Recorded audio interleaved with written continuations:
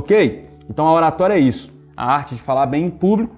E se você não tiver essa arte em si, não souber usar esse dinamismo, essas coisas, você não vai convencer ninguém com a sua pregação. Então é necessário que você aprenda o que eu vou te ensinar aqui a partir de agora. O que é preciso fazer para ser um bom orador ou para ser alguém que tem uma boa oratória? Número 1, seja você mesmo. Movimente-se, não se torne um robô. Você se movimentar naturalmente é sair da forma estática. E sempre que você for falar para um público, atinja todo esse público com o seu olhar, ok? Aqui em Belo Horizonte tem uma igreja chamada Igreja Batista da Lagoinha. É uma igreja que tem 3 andares. Em cultos ali, as galerias lotam, a igreja fica lotada, abarrotada de gente.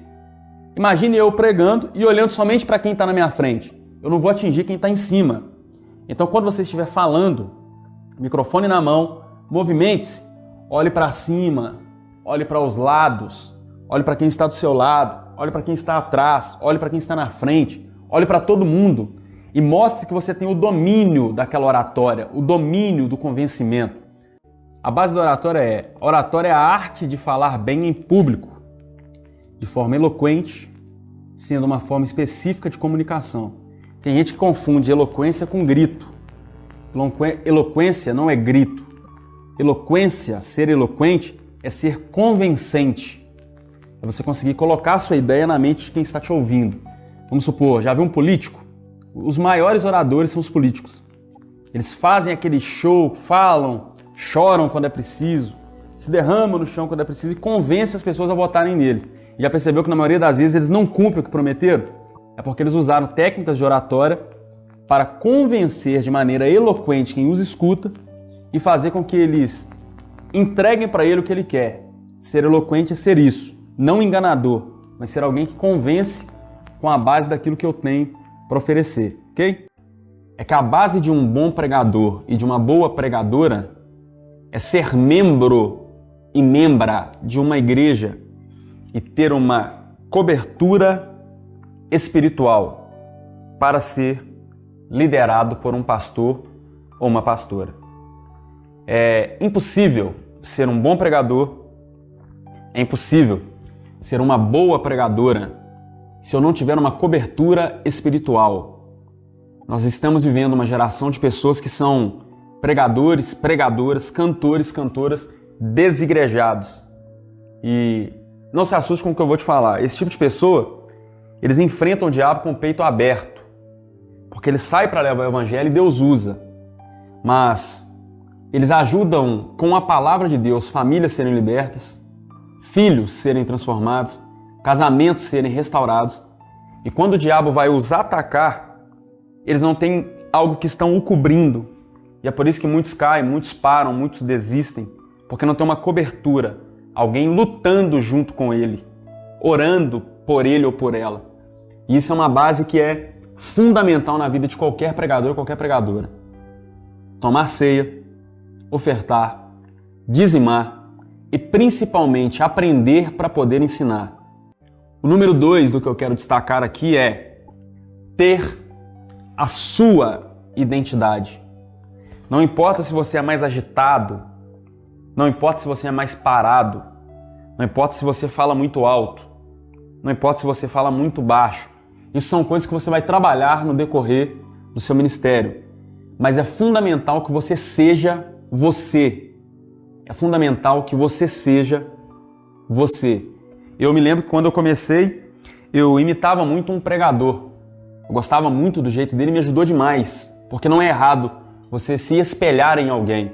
O que é errado é você pregar a mesma mensagem que ele está pregando, falar do mesmo jeito que ele está falando, fazer do mesmo jeito que ele faz.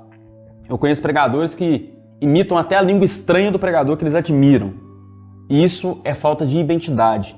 Deus tem para você. Deus chamou você. E a Bíblia diz que Deus não chama os capacitados. Mas se Ele te chamou, pode ter a sua identidade que Ele irá te capacitar. Pode parecer que está demorando. Você pode não estar percebendo. Mas Deus está te capacitando. Então, número 2, tenha a sua identidade. Bem? Número 3, entender que ser bom pregador não é ser um pregador famoso. Isso é algo que tem batido em muita gente, porque eles desistem do ministério porque não são reconhecidos, porque eles não têm oportunidade para pregar, alguns cantores não têm oportunidade para cantar, e eles pensam que o tal conhecimento, a tal visibilidade, os seguidores que se tem no Instagram, os seguidores que se tem no TikTok, no Kawaii, os amigos do Facebook, o número de agendas que tem, é que faz um bom pregador. E isso é errado, isso é mentira. Existem pregadores anônimos que são muito melhores do que pregadores que estão na mídia. Existem pregadores que não foram descobertos e são muito melhores do que muitos que já são vistos. E eu aprendi na minha vida que é melhor eu estar preparado sem ter oportunidade do que ter uma oportunidade sem estar preparado. Qual a importância da boa oratória? A oratória serve de suporte ou base para aqueles que desejam falar em público. É o suporte ou a base. Sem o uso dela, conteúdos relevantes podem acabar se tornando monótonos, fazendo com que o ouvinte não se sinta estimulado. É aquela pessoa que ouviu, mas para ela tanto faz, porque ela não foi convencida de maneira eloquente por alguém.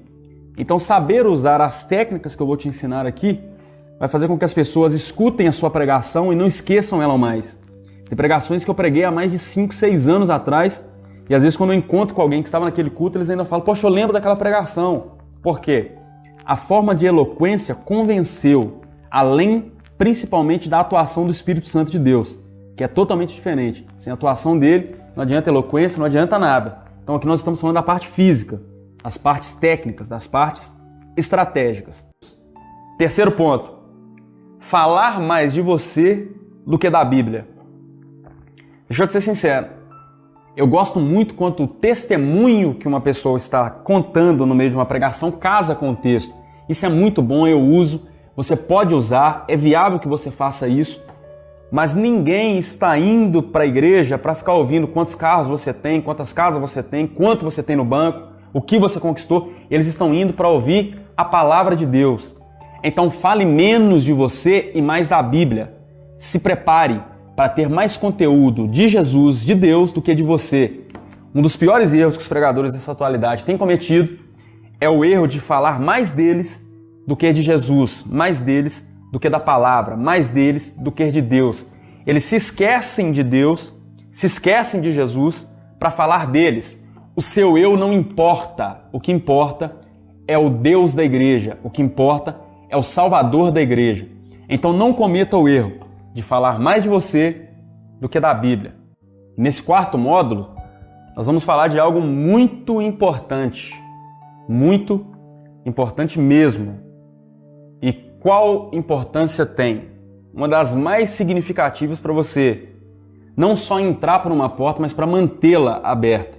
Porque há quem diga que o difícil não é fazer a porta abrir, mas sim deixar essa mesma porta aberta, ok? Quer voltar na igreja que você pregou? Quer continuar sendo convidado para voltar nesse ambiente porque as pessoas gostaram do conteúdo que você levou? Então é esse módulo que vai te ensinar a fazer isso. Porque nesse módulo você vai aprender os erros que nós devemos evitar. Tanto vocês quanto eu, nós pregadores que levamos a palavra, pastores, evangelistas, missionários, diáconos, obreiros, membros, nós que carregamos a Escritura Sagrada, devemos evitar esses problemas, esses erros, ok? Primeiro, não se preparar, ou seja, não ter conteúdo. Quarto ponto, e isso aqui é fundamental para você nunca mais voltar na igreja, ainda mais se for umas igrejas que a gente já conhece. Qual é o ponto? Passar do horário estipulado. Tem gente que pega a palavra, enrola, agradece, canta, prega, roda, faz tudo. E o pastor falou com ele, me passa 5 para as 9 porque eu tenho que encerrar 9 horas. Da 9h05 o cara está pregando, 9h10 o cara está pregando. Esse é um dos piores erros que um pregador pode cometer. Chegou no seu horário, você não conseguiu concluir o que você tinha para falar? Entregue a mensagem, agradeça e se você tiver uma próxima oportunidade, você conclua aquilo que você iniciou e não teve tempo para terminar. Quem manda na igreja é Cristo. Quem administra é o pastor. Então, por mais que ele saiu do seu controle, o tempo que ele iria te apresentar, te oferecer, cumpra o seu horário sem passar do tempo, ok? Então não cometa o erro de passar do horário. O homem ou a mulher recebe 30 minutos para pregar e hoje é moda. Desculpe se você faz isso, corrija porque dá tempo, eu estou aqui para te ajudar. Mas alguns pregadores que não têm vontade de se preparar, de estudar a palavra, de estudar os textos sagrados, o que eles fazem? Recebem 30 minutos para pregar, pregam 10, acabou o conteúdo, eles vão cantar, revelar, rodar, correr na igreja e todo mundo percebe que ali eles estão enchendo linguiça. Eles estão sendo pessoas que não têm conteúdo para continuar no tempo que lhe foram dado e eles tentam preencher aquele tempo. E é melhor pregar 10 minutos com Deus do que 30 sozinho.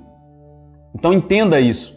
É melhor você pregar os minutos que você tem, com o conhecimento que você tem, com Deus do seu lado, do que Deus te deixar sozinho e você tentar ir na sua força, porque fica feio. E o que é uma pregação? Algo que vai causar em um pregador frustrações. Óbvio, isso sempre vai acontecer com alguém. Todos os pregadores que hoje são conhecidos já passaram por frustrações nos altares. Todos os pregadores já passaram por frustrações em seus sermões. É natural. Isso não vai acontecer apenas uma vez, apenas duas. Isso sempre vai acontecer. E você tem que aprender com essas frustrações. Existem pregadores que, quando eles bolam seus sermões, quando eles bolam as suas pregações, e na sua mente ela é criada de um jeito, ele vai entregar aquela pregação e não consegue entregá-la da maneira que ele sonhou, ele quer desistir do altar, voltar para o mundo, sair da igreja, e isso não é o caminho. O caminho é tirar lições nas frustrações que você terá. Por quê? Você só vai melhorar através das suas frustrações, ok?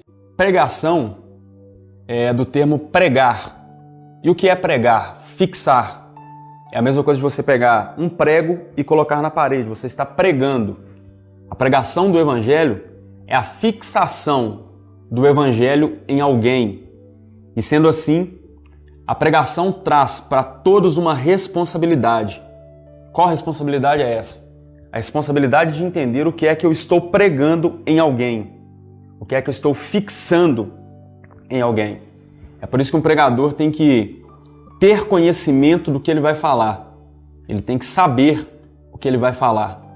Porque conforme for o que ele fixar em alguém, ele pode destruir uma casa, pode destruir um sonho, pode destruir uma família, pode destruir um ministério, pode destruir um casamento. Então é muito importante se preparar para que essas coisas não venham acontecer. Então a pregação é a fixação do Evangelho em alguém, a fixação do versículo, a fixação do texto, a fixação de um capítulo, a fixação de uma história, a fixação de um testemunho. Isso é pregar o Evangelho, fixar o Evangelho.